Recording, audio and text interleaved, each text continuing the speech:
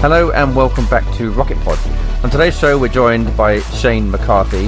Shane has a really interesting journey into entrepreneurship where he transitioned from international finance to pursuing his passion for Irish whiskey and a love for his homeland. He grew up in Northern Ireland in Belfast, and what he's done by founding Ireland Craft Beverages is to coin terms like Dram in a can, and he's launched the Stacks Whisky brand that has a purpose to revitalise consumers' relationship with Irish whiskies and to kind of revitalise the whole industry. He's bringing together these micro distilleries onto one platform and making them accessible on a global market. So he's really taken on a big challenge, but he's truly passionate. I love his growth mindset. From the very first moment I met him in Shoreditch, I knew that he was pretty special. So really delighted to have him on the show this morning. And welcome, Shane. It's great to have you here. It's really nice to have you on board. I think to kind of, before we kind of dig into the business side, it'd be really interesting for our listeners to kind of get a flavour of your upbringing and kind of your journey through to entrepreneurship. So why don't we start maybe talk about your first entrepreneurial experience, maybe. But yeah, right back to, where did you grow up? And if there's any people in your life that kind of, made a big impact on you. Yes, just kind of go right back to when you were younger. That'd be really great. Yeah, no, absolutely, James. And thanks for having me on. Delighted to be on Rockford. And that's a great question. It's actually a question I've never been asked through my journey going back to day one. And probably a very good question. But grew up in Northern Ireland, County Down, and went to school in Uri.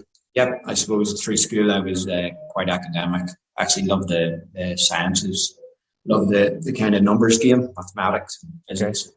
And then that brought me in to go to University of Queen's in Belfast, where I studied finance, of a Bachelor's of Science in Finance. And I think that was really, pushing the mind into you're good at certain things and what should you do with your career. So that to me was, I actually wanted to be a structural engineer. So I studied physics, mathematics, and accountancy. And then that led me to finance, and one thing led to another. It was actually 2007 when we had the biggest global financial crisis. It was when I had to go and find a finance job. So I graduated and came out of Queen's, with a bit of an idea, a bit more of an idea of the kind of financial world. And within the degree, you had to do a 1-year placement. So I had already had a little bit of work experience within the kind of securities and finance world. I pushed pretty hard. I suppose I was always pretty determined to push the boundaries of who I was and what I can achieve. And I suppose looking back on the how and why, I was pretty competitive growing up in sports, and sometimes, it's the mindset. But then even when there was no opportunity in finance, I kind of stuck to my guns. And I remember being in my room for 3 months, applying for jobs constantly. I think I was the first out of our graduation class to actually get a job. Okay. With Merrill Lynch, who had a hiring freeze for like 2 years. So I was the first male employee, and the job was actually in kind of quantitative econometrics, where it's like Six Sigma, so change management. So I moved into that, which really, I believe, opened up my boundaries into never really looking at things as they should be. Like change management is a very interesting space. So people hate change, even though it happens all the time. And coming out of finance, there was modules in this area of econometrics where you take real world scenarios and you quantify them, and then you think about them statistically and then how you can make them better. And that is how a lot of operation processes work. So from Merrill Lynch, I suppose that was my start of my finance career in kind of getting deep into numbers and analytics. But there was always this yearning of not being fulfilled, and always a bigger world out there. And London and New York were always the centre of finance. But for me, having that background, a little bit of work experience, I decided to travel the world. So I went to Australia and worked for JP Morgan in securities lending. And then I moved to New Zealand worked in wealth management. Absolutely loved these countries, loved the culture. That in itself was like a blueprint into where I was probably supposed to be going. You know, a lot of the time I would always try and follow my intuition. I would try and read a lot and how other people have done things, but always kind of following, okay, I'm kind of done with this country now. I think it's time to move on. Yeah. So while I was in New Zealand, I had the opportunity to stay there, but I also knew that I wanted to go to Wall Street. I wanted to go to New York. I wanted to make a go of this. So, you know, I was still in my mid-20s and I just went over on a holiday visa, and to kind of hedge my risks, I got a Canadian visa in case I didn't get a job. So I went over, worked in the bar world. You know, I had some friends in New York, kind of done back to square one, you know, stayed with them in their storeroom and in the middle of Queens. And just really hustled to try and get that opportunity. And even with, you know, 5 years experience, I had to do an internship in a very competitive, I was in the world of commodities trading, but incredible experience, you know, surrounded by very intelligent people. But I also still had to run the bar jobs to make that extra bit of cash because New York is such a consumable city. And it was with that. I'm be honest, James, what kind of happened, I think, was coming back home and back to some friends and I work with as my business partners. And you get to that end goal and you realize, wow, you know, it really isn't about where you thought you wanted to go. You got there and you actually realized that this isn't what you wanted to be. The people that are in these industries are certain characters and it takes a certain personality to be at the top of that game. You have to be pretty ruthless. You have to be pretty cutthroat. That yearning of unfulfillment was still there. But that while I was working in the world of the bar trade, you know, and also from traveling the world, I really again and again kept coming up with the concept that, you know, the true taste of Ireland hasn't been shown in the world. There's a new generation. There's so much beautiful produce being made in Ireland, and there's only really one or two big commercial brands that are being pushed out across the world, you know, that people are very familiar with, and Ireland was being represented as kind of, you know, your Guinness and Anchor Stout. And for me, I wanted to build an export platform to allow all these artisanal craft producers to be able to send their products to other places around the world the same way, you know, that you can buy beautiful British produce. You know, it's very famous around the world, you know, the British flag and that stamp. So that was the beginning of starting a business plan about 8 years ago, which became Ireland Craft Beverages. And it was myself and business partner, Liam Brogan, that set it up. And it just became a learning curve from day one. So hopefully that gives you a bit of an idea of the how and why to where I am today. Yeah, it's kind of interesting, just kind of observing what you were talking about. You know, early on, you kind of mix the psychology. Sorry, I've got my rescue puppy here that's probably going to start barking in a second.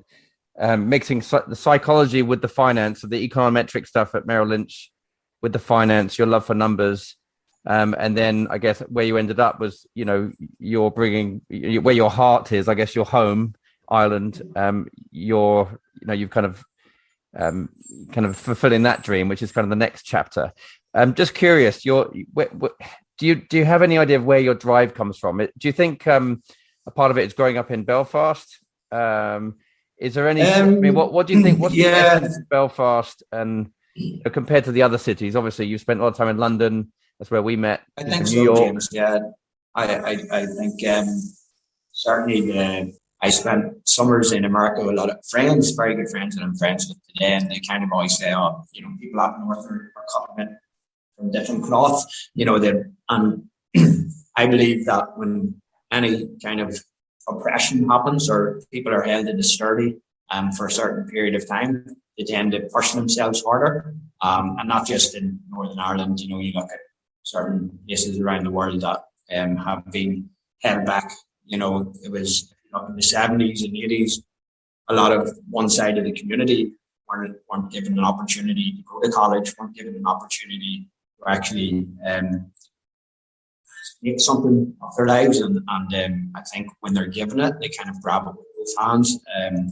And obviously you had the troubles here during the 80s and the 90s. So, my parents and my grandparents all would have lived very different upbringings, and you would have heard about that probably secondary or subconsciously as you grew up.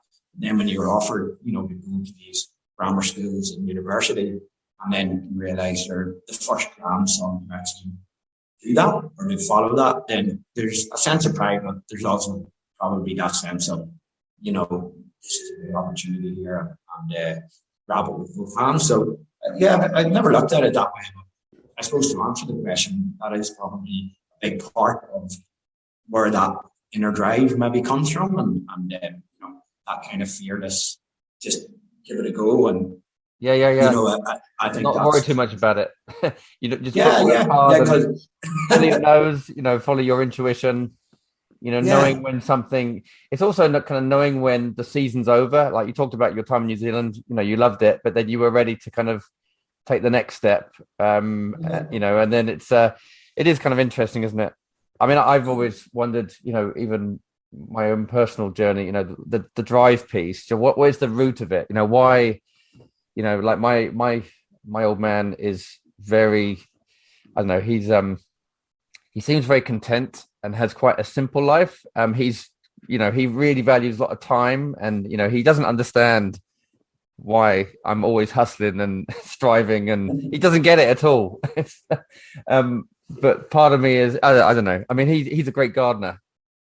He's always tilling his garden, and and that's not really much different. When you're in like the life of an entrepreneur, you're always creating, building. Whether it's a legal framework or whether it's a product or a brand. That's kind of. Yeah. I mean, the way I've kind of come. It's just that's my garden. You can't see it half the time. So that's a good. It's actually a very good analogy that and I've noticed even a lot of people around me that you'd see as mentors, or maybe what you would see as lived quite a successful life, but they do tend to move into gardening. They're quite, they pride themselves on their daily work, and I think that's inherent within humans, to actually want to build and to want to go out every day and wake up. And the big shift for me, I noticed, was getting up every day at like 6 a.m. and literally jumping out of bed, not having to work for anyone, and actually being excited to go and embrace the day, as you might say. Or maybe that's a bit corny, but honestly, there's this. I remember distinctly, like especially after bank holidays and like Easter, where you'd be out with friends and you knew that you had to go in at 8 a.m. into like a really sterile, like desk environment. Yeah. And you're like, oh, and you'd have to scrape yourself out of bed, and then it was fascinating. And then even going back to, I would always try and relate to, I remember trying to make the decision if I should leave New Zealand, because I thought it was one of the most beautiful places I'd ever been. And I just started putting it into numbers, and I done like a value chain on what I thought was what I held most value, and yes and no, and I done a stick matrix, and then it came out like 51% New York and 49%, and then I was like, right, done. There's the decision. Brilliant. That's the quantitative piece of it. Yeah. Just so it wasn't too like on a whim. But yeah, to be honest as well, there was a bit of side hustle. When I was in New York, I moved into fintech with a company called Infusion. Learned a lot with them, and moved over to London with them while I was writing my business plan. Because for me, you aren't in business, and you can't just walk out to the door and say, "Give me £500,000, I want to do this idea." So people are just going to laugh at you. So, but I knew where there's a will, there's a way, and so I worked out how much savings do I need for 6 months to really go at this full time, and how do you make your first sale, and then how does. And I read so many business books, and then it really is a matter of just the D-Day of completely personal career world after doing it for almost 8 to 10 years is gut wrenching. And I think that's what stops most people moving into working for themselves. When you get comfortable and you have a salary, to move away from that is probably the most difficult decision. Even now to this day, I have so many good friends, incredibly intelligent guys who are comfortable in finance, but say the same thing, I'm only going to do this for another few years. I'm only going to, you know yourself, James, and it is so difficult. It's like that. That is the part that was probably most difficult for me. Yeah, and it's funny because a lot of it's obviously there's lots of really good reasons why not to do it. So yeah, but to actually make that jump, make that leap when the buck stops with you, that's why you've got to jump out of bed at 6 a.m, because you've got to survive, right? You've got to make it work. And actually, I think it's really interesting. Like a lot of us put our security in, whether it's material things or whether it's the stability, the stable income or whatever it is. But it is quite exhilarating, I think, to take that plunge. But it's not without its risks, and you do have to. There is a certain amount of sacrifice. There's no guarantees, right? So you can no guarantees. Get it wrong. Incredible amount of sacrifice. Like, especially living in London at the time, and as I did for another 5 to 6 years, your lifestyle goes, drastically changes. You're like really budgeting every month. Some months you're not really paying yourself what you should. A lot of months you're not really paying yourself, but you're going after them sales. You're going after it. Yeah. Yeah. And then you realize how much there is out there and how much opportunity there is out there and how you can make it work. But hustle is a big part of it. Yeah, it is. Yeah, it's very refreshing talking to you about this. So Ireland Craft Beverages. So you touched on it a minute ago. So after your world of finance and your hustle and trying these different things, you then basically turned that experience. You then moved towards your passion, and part of it was your home country of Ireland, and then to really bring out. You talked about some of the the big brands like Guinness, the Stouts, and some of the main whiskey. Yeah, whiskey brands like Jameson and for me, understanding also the real economics and global economics. I'm very deep in commodities trading, so I knew quite a bit on how global trade worked. I also realized how the trickle economics worked, and when people buy things, and a lot of the money actually trickles back to 1 to 2 large corporations.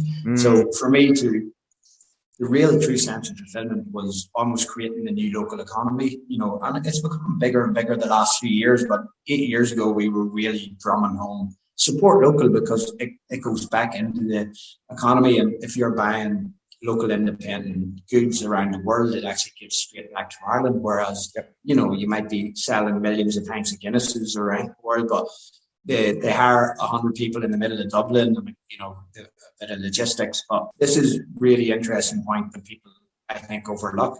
There is way more opportunity for a country to support 100 craft breweries than one big brewery. It actually supports the whole of the, and you would understand this, James, as much as anyone. The big argument from these companies is that we create X amount of jobs and unemployment, but it all goes to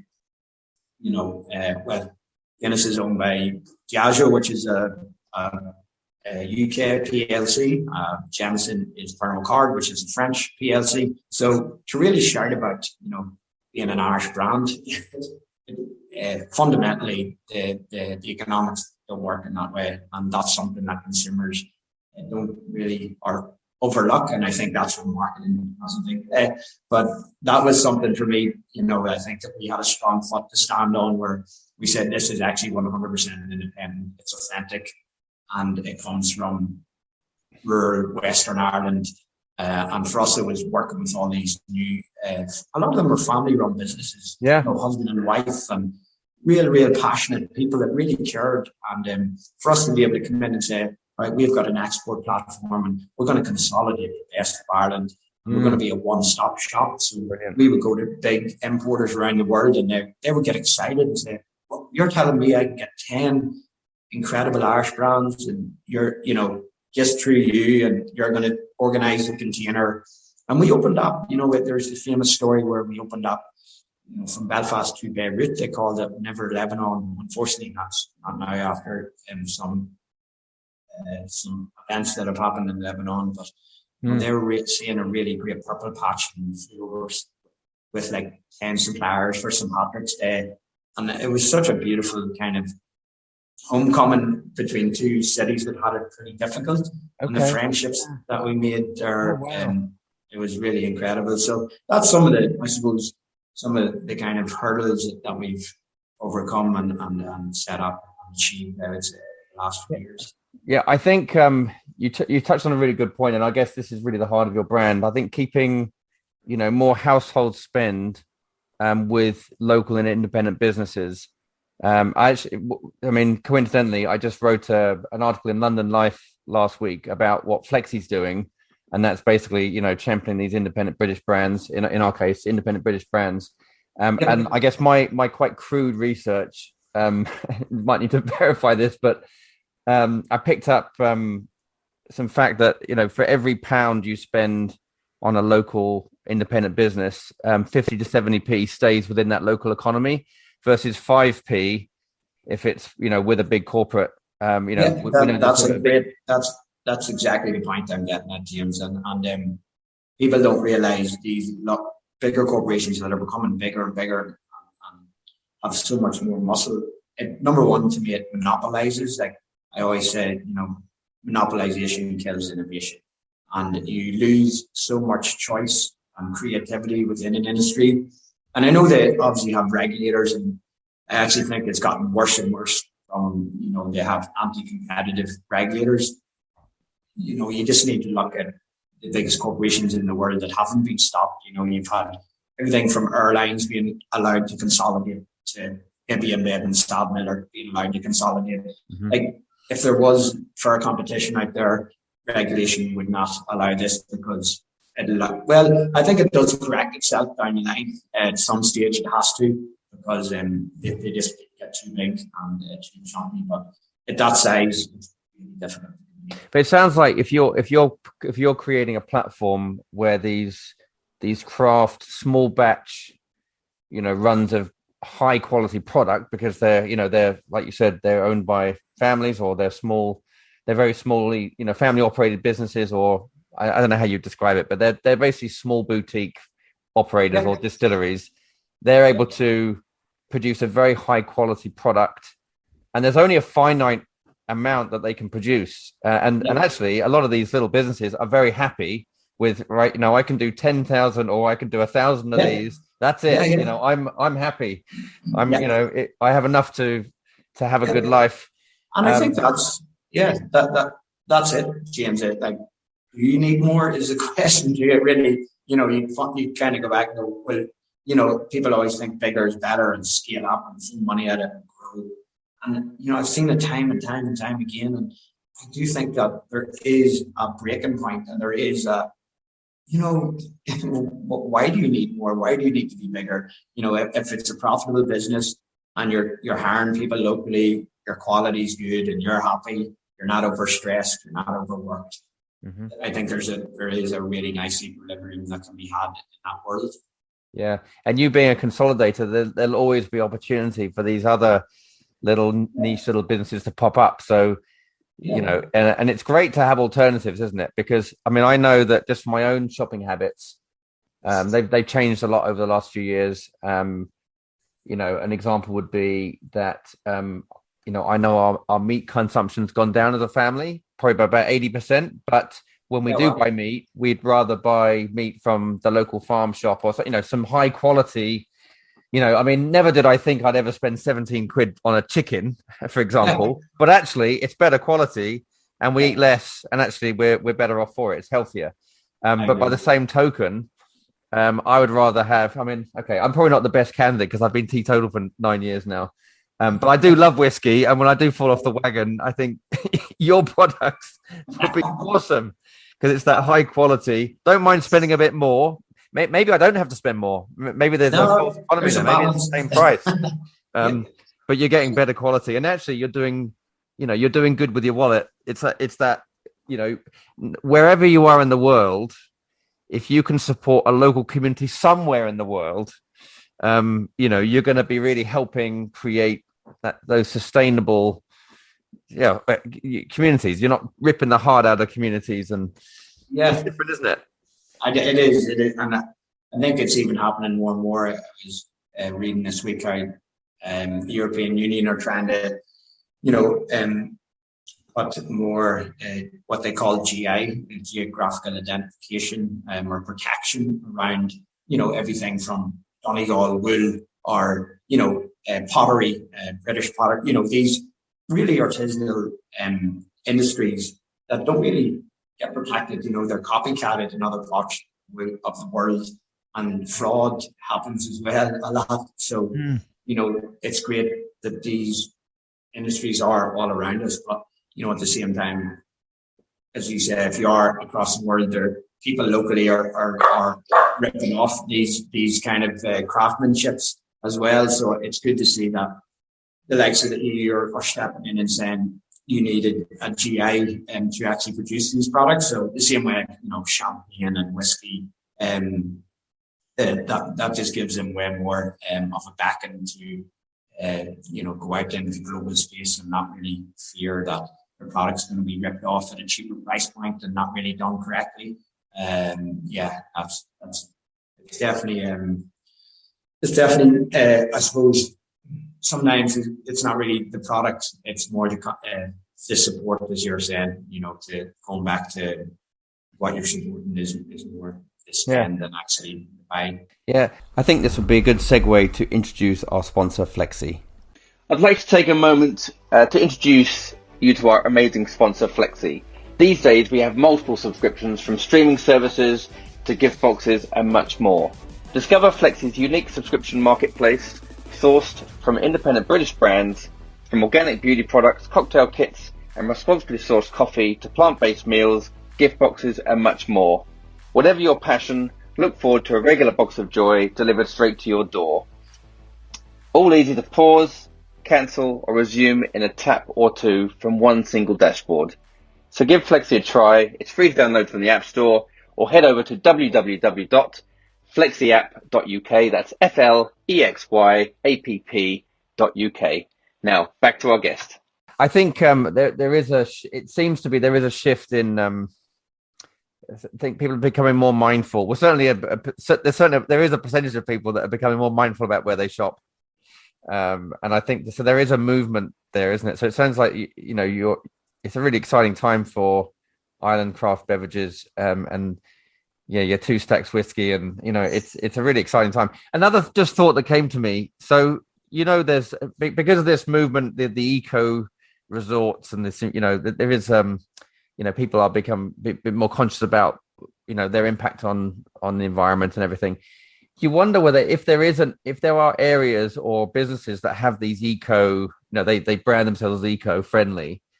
You wonder whether, because your product is actually doing better for, you're doing good in the world and, helping these little guys, it'd be great to convince them to not buy the blockbuster beverages, and just shop micro batch. And then that way they can, they can pursue their B Corp or whatever it is, because they're actually doing more good. I mean, I'm just thinking that might be another.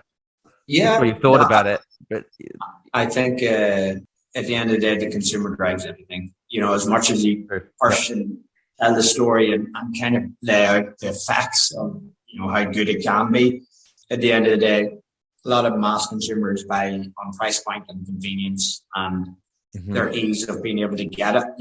Where do they buy their food? Is it in Waitrose, or is it in X supermarket? Okay, I'm probably going to buy my wine there and my water there and my beer there. And then the whole shift of COVID obviously changed people's spending habits drastically into the supermarkets and online. And now that flip has happened really quickly again, where we realize we're social human beings and everyone's going back out to being outside and going to the park. They're not necessarily spending as much time in front of their laptops buying online constantly or getting deliveries because they can't go outside. So that's been a fascinating, and for us, just even to move on to that space, COVID really allowed us to pivot Ireland Craft Beverages and pivot them relationships, because Irish whiskey is growing massively the last 10 years. It's in double-digit growth. And, we would be selling these fantastic brands around the world. And a lot of these new distilleries, I suppose, just to give a quick background, 2005, there was only 3 to 4 distilleries. Now, 2022, there's upward of 40 distilleries. So that gives you a huge array of casks. And Irish whiskey used to be, at its pinnacle, it used to be larger than Scotch, believe it or not, pre-trade wars, World War One, where it was the whiskey of choice, pre-prohibition. Really? Yeah, Irish whiskey was. Really? I had no idea. Yeah, and it just shows you again trade wars and how it's very evident now with Russia that we can really swiftly cut off trade ties or pull away. And it was also the innovation of the column still. Scotland really embraced that. That allowed them to create really efficient grain whiskey and grow, to a colossal size. And then as over the decades, they've really embraced. I think Scotch whiskey is its second biggest product GDP outside of oil. So that's how big the whiskey industry is for Scotland and for Ireland. It's grown massively. So we wanted to really put our own stamp on it, and this space of kind of bonding and independent bottling would have been second nature across Ireland in the early 19th century and 20th century, where distilleries never would have bottled their own product. They would have just sold the cask to every grocer and merchant. So all the villages would have had, would have been an independent bottler. Okay. It fell out of fashion in Ireland, fell out of fashion. So Stacks Whisky brand is very much us putting that contemporary revival into the Irish whiskey space. But it also allows us to take all these beautiful casks and to blend them, to do single cask releases, to do experimental releases, stuff that hasn't been done in the Irish whiskey space for over a century. So, you'll see behind me here these big racking systems. This is all brand new. This is all casks from our all the different relationships and distilleries that we've grown up with. So now we can actually bring it in-house and we can create this beautiful experience for the end consumer. So COVID allowed that. And I'll tell you why. It allowed us to hit pause in the business and the export business and be, even I believe that was when I met you as well, James. And, we kind of started a white label. We had our downstream beer, which was the world's first platine beer. And that was, again, to show transparency to consumers what they were supporting. It was a QR code that they could tap with their phone, and it would authenticate that they just were giving their money to 100% independent beer producer. Yeah. But we weren't shouting about it. Most of it was actually just telling the story of the beautiful craft brewery, and the family behind it, the guy behind it, the recipe, the carbon footprint as well. We would say how much carbon, CO2. We were doing this 2 or 3 years ago, pre-QR code. Craziness. Downstream was listed across Marks and Spencers. They wanted that level of transparency, and that really allowed us to delve into the product development world, and then to take all of this knowledge and to realize that no one is obviously buying containers anymore because nobody's allowed to move. Global trade really hit pause. It did. And so we kind of dug our heels in. We said, right, we're going to put all of our focus into developing the 2 stacks, because we've already 30 or 40%. Let's bring it to 100%. And we had our US partner that really was really, really excited about it. And we wanted to come to this space with something really unique, really different. And, 2 stacks is a phenomenal journey so far. So the name 2 Stacks. So you talked about revival. So it's the revival of the Irish whiskey. Or is that so? It's tied in, James. Where does the name come from? So can you talk about the name and 2 Stacks whiskey is again? I suppose it's looking back at the heritage of the past. But for us, there's a lot of independent names coming back and trying to revive something from 100 or 200 years ago, which is great. You can lean into the past, but we've grown 200 years. There's the world and society around it is different. So when we were developing the brand 2 Stacks, it's actually, when you look at it, the logo, it's abstract and it's 2 strokes. And the Northern Star, and it actually represents a Great Northern Distillery, which had the two largest chimney stacks in Ireland. Okay. They were used, the chimney stacks were used to navigate boats into Ireland with the Northern Star. Whenever seafarers were coming in. And for us, this was perfect synergy because it's where we were setting up. And for us, it's about navigating people's whiskey journey and their new whiskey journey. But it wasn't leaning in on Great Northern. It was an abstract look saying, we give kudos to what was there before, but we're also looking at the steadfastness of the Northern Star and where we want to bring Irish whiskey. That's really nice. That's really nice. And actually, it's like you're following your North Star as well. You know, you're exactly. You know, it's kind of cool actually. Even on I'm just listening to you talk on a personal level. That's probably why, you know. And again, it's like, you know, sometimes when you go and you say, okay, there's a John Jameson brand that I want to revive, you know, you're not that person. So, you know, it's really nice putting your own take with your team onto everything, because brand is person to me. And if you can't be your brand and you can't be the face of the brand, consumers are very quick to question it these days. Yeah, they've got a lot of ease of access to information, so they're able to dig out very quickly. So for those listeners that can't obviously see Shane, because a lot of you are listening on the via audio, Shane's behind him. Is this the 6,000 square foot? It is indeed. Warehouse, and then there's big kegs there from independent distilleries on the back there. I see.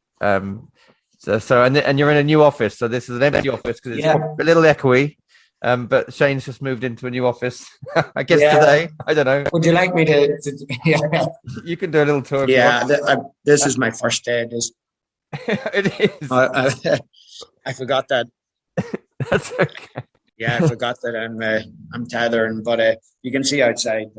Yeah, that's a nice space. And soon that's going to be even fuller. Yeah, it is indeed. It is. Great. But very exciting, James. And this is you can see again, people can't really see, but there's the Two Stacks brand, and it actually is the world's first straight whiskey in a can. Straight whiskey in a can. Yep. And a lot of people were very cautious of, you know, it should only be out of a bottle or. Why not? It's exploded. It's absolutely exploded for us. We've sold hundreds of thousands of these cans already. Really? Oh, fantastic! That's amazing. Well, you know, I always the first time I met you in Shoreditch, you definitely had a little spark. I thought, you know, I'm not surprised. I'm not surprised at all. I'm so pleased. Oh, it's great. It's great. And you know, even to go back through, and as I said at the very start of this podcast, you know, for me, when I was starting out my journey of a lot of what I did was I do audio books a lot and podcasts, just like this. Okay. And if you can relate to someone going through that journey, or even just a small bit, that I think that can be really, really helpful. You know, just on the days that you're struggling, or the days that you think that you've made the wrong choice, when you hear the kind of hurdles that other people have come over, and people tend to see the end point a lot of the time, and they don't see the 8 years beforehand, or you know, the kind of iceberg effect, as they usually describe it. Because there is a lot of hard work involved, as well as, you know, routines. It's incredibly difficult. You know, you do have your sleepless nights where you're wondering about, you know, what's left in the run rate of the business, etc. But those 3 a.m. pacing around the house thinking, holy moly, how am I going to come up with 15 grand tomorrow? Or whatever it is. It is. I've had a number of those in recent years. And it sounds like you have that's the challenge, you know, that part of it, isn't it? We come out and we didn't actually go and get any massive investment. We done the SEIS in the UK, which was great. Yep. And that gave us a little bit of a starting point. But, you know, very quickly, within 6 months, we knew we had to be selling. We had to, you know, and being lean was a big part of kind of getting onto that business ladder, like not overdoing it, not hiring 10 people straight away, or, you know, not going and building a big office, etc. Like this new warehouse as well is seen as a new employee. You know, it's leased out for 10 years. What's the cost every month? Yeah, okay, that's pay for itself. Yeah, exactly. So, yeah, that definitely the numbers side of it is always very important. And I suppose even, it's very much not just about me. The guys, Liam and Donald, have been a massive part of this journey as well. And Liam's a chartered accountant, and Donald is incredibly creative. You met Donald as well. I met Donald, yeah. I've met him, yeah. Yeah, he's a big part of the two Stacks journey in Ireland Craft Beverage. And we've been together from the start, 7 or 8 years. And one thing, I hope I don't jinx it, but they said never to go into business with your good friends. We've stayed very good friends to this day. And one thing I think I would say is you can really trust them. And if you go into business by yourself, you have to build that trust over the years. And yeah, I suppose you do see 50-50 partnerships being very difficult, but when you can bring 3 or 4 or 5, like hospitality when people set up, it just adds more dynamic in the thinking space. But I think it can work very well if you're working with friends that you've known for all your life. Yeah, I've often had this debate and had the same kind of questions about can you work with friends? I guess where I've come to the conclusion that you wouldn't go into business with all of your friends, but some friends you can, and especially when there's a good complement of skills, and you kind of have that division of responsibility. I mean, obviously there's going to always be some overlap when you're running a business, but I think and I a little while ago I took on an apprentice who was a family member, and it didn't work out. But it wasn't because we didn't, we tried. And would I take on another family member as an apprentice? Yes, I would. But again, so I think you have to be smart about it. But it's nice to know that in your case, you've had a really it's been a good experience with a great friend. Even Liam studied finance with me at Queen's as well, and we actually a bit of an interesting story. We ran the Queen's Finance Society together. I was kind of the president, he was co-chair, and I suppose that was a good test of it. I mean, we used to just run great events like whiskey tours and pub golf, and really that social aspect. But we loved it. We spent a lot of our final year concentrating on that more so than the exams. But that was probably a good test to see how well we could kind of work together and what we enjoyed. But yeah, I think it does. Yeah, you can certainly work with the right complement of skills, and Liam being a chartered accountant is very helpful. That's excellent. So if you could kind of paint a vision for the next 3 to 5 years, or maybe or however, I think that's. And then maybe we could have you back on in a few years, and we can just kind of check in. See where it's went to. Yeah, it's interesting because even this stepping stone is you do have that kind of 5-year and 3-year vision, but I always kind of do things in 1 year. Okay, perfect. What's your 1-year vision? I've already left that out. 1 year, we wanted to be in like 15 plus countries. We're already now in, I think, 25 countries, which is incredible. So for us in the next 3 years, I think to get into 50 plus countries around the world with incredible partnerships, but not so much the growth of the business, just really the quality growing more and more, the offering growing more and more exciting, being able to bring in more and more beautiful distilleries into these racking systems, and just to continue doing what we're doing as well. I don't think there's no big massive end goal. Yes, we do want to be Ireland's #1 independent bottler and bonder, and I think we're very much close to there. So to hold that position and to hold that quality is going to be very much about the ethos, but it's a similar ethos we had at Ireland Craft Beverages. It's about staying true to yourself, staying true to your ethos, being authentic, and everything that you're bringing to the consumer, who's the most important person at the end of this. I don't think there's any big, let's get to 10 million cans and 10 million bottles. I think we will get to these big numbers at the right time. Yeah. But for us, it's really about keeping that ethos and keeping the head down and really working away at what we're doing right. That's really, really good.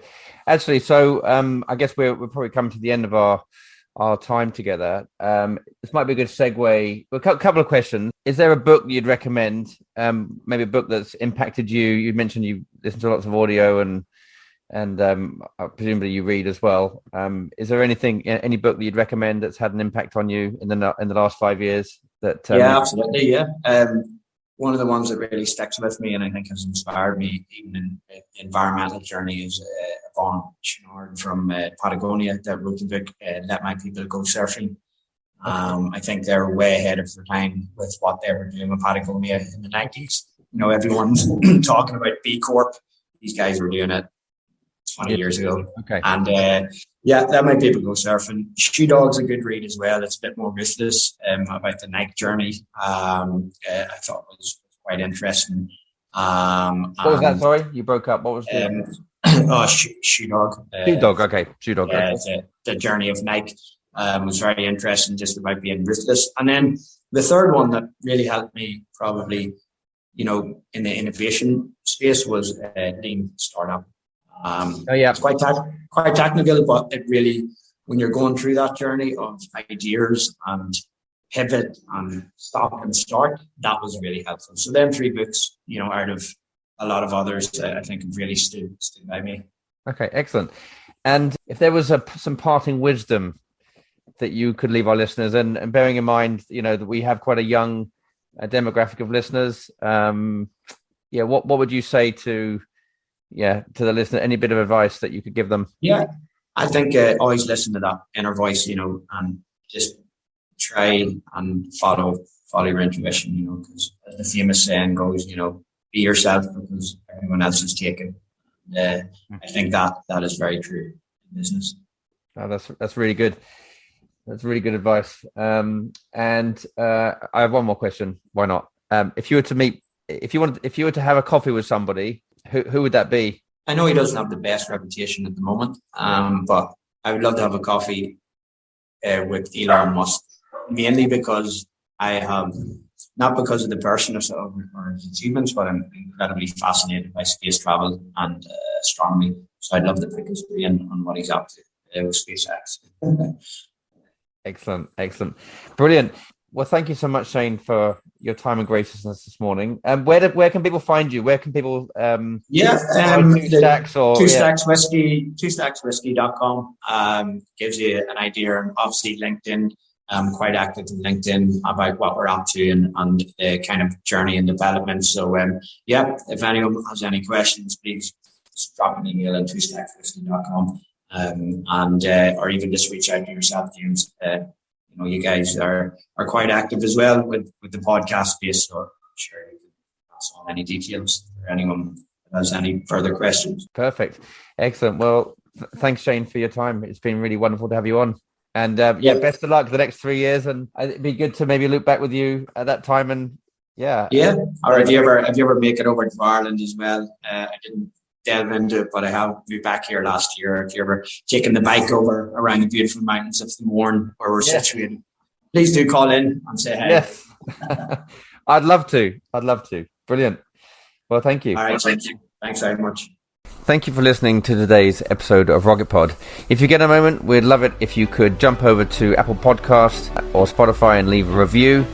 We love all your messages. It really helps us get exposure to inspire and share more stories with our listeners, like our conversation with Shane today. We learned a couple of pearls from Shane. I guess live and work authentically, work hard, and follow your heart. And I think what Shane had mentioned, if you do have a purpose and your passions are aligned with your work, then you get that feeling jumping out of bed in the morning, being excited to start the day. So, and we talked a little bit about the transition between, from your paid work to entrepreneurship. It's not easy, but there are huge benefits in doing so. Yeah, thank you so much for your time. And a quick thank you to our awesome sponsor, Flexi, the single destination for unique subscriptions delivered by independent British brands. Have an amazing week ahead, and we'll see you next time.